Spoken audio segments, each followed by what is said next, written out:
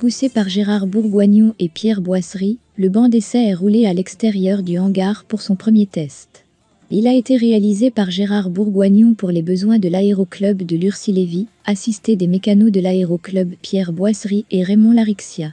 Il servira à mettre au point facilement les moteurs utilisés dans nos ULM. Le banc est sérieusement lesté, avec des blocs de béton de 200 kg. Il est néanmoins soigneusement calé au sol par des pieds amovibles. C'est Pierre Boisserie dit Pierrot, qui est chargé de l'opération. Pendant ce temps, Gérard en profite pour faire le plein du petit réservoir de 5 litres qui nous sert pour faire les tests. Plus tard, celui-ci sera remplacé par un autre de 20 litres pour faire des tests plus longs. Arrive enfin le moment de la première mise en route. Raymond Larixia, notre second mécano, arrive sur les lieux pour assister à l'événement et aussi superviser l'opération.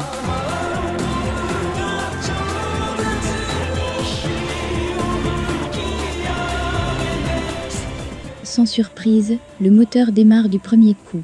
Une rapide vérification visuelle et sonore nous permettent de constater le parfait fonctionnement de l'ensemble. Quelques tests d'accélération nous permettent de constater aucune vibration intempestive. Tout tourne rond. Il nous reste à effectuer quelques contrôles sur le moteur, équilibrer les carburateurs, régler les ralentis.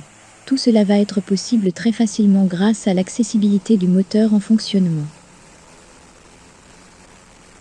Pour les besoins, nous avons poussé le moteur à 5600 tours. Du fait du déport du tableau de bord, l'opérateur n'est pas gêné par le souffle d'air provoqué par l'hélice en mouvement. Il est parfaitement en sécurité derrière la cage entourant celle-ci.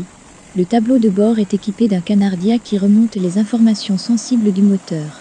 Un dispositif ingénieux, fixé sur le dessus du moteur, permet de récupérer une partie du flux d'air généré par l'hélice pour être injecté directement sur le dessus du moteur et les cylindres arrière. L'ensemble est ainsi refroidi efficacement et nous permettra de laisser tourner un moteur en test pendant de nombreuses heures sans crainte de surchauffe.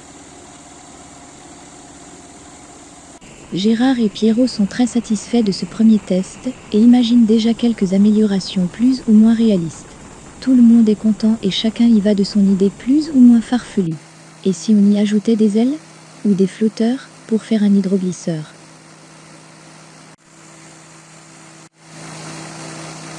Raymond et Pierrot à l'affût du moindre bruit suspect.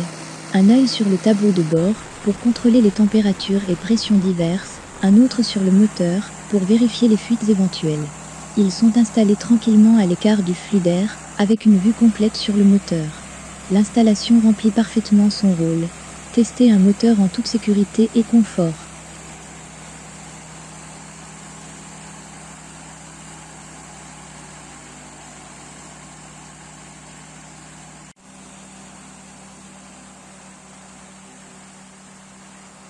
Tout fonctionne comme une horloge, et pendant que le moteur tourne, nous allons faire péter la roteuse, pour commémorer l'événement, mais aussi parce qu'il fait soif. Peut-être l'assèchement de l'air ambiant par l'hélice qui tourne? Ou bien le microclimat de Lurcy-Lévis, qui favorise ce genre de pratique? Quoi qu'il en soit, c'est toujours avec modération, et pas plus haut que le bord du verre. En même temps, personne n'a fixé la hauteur de ce verre.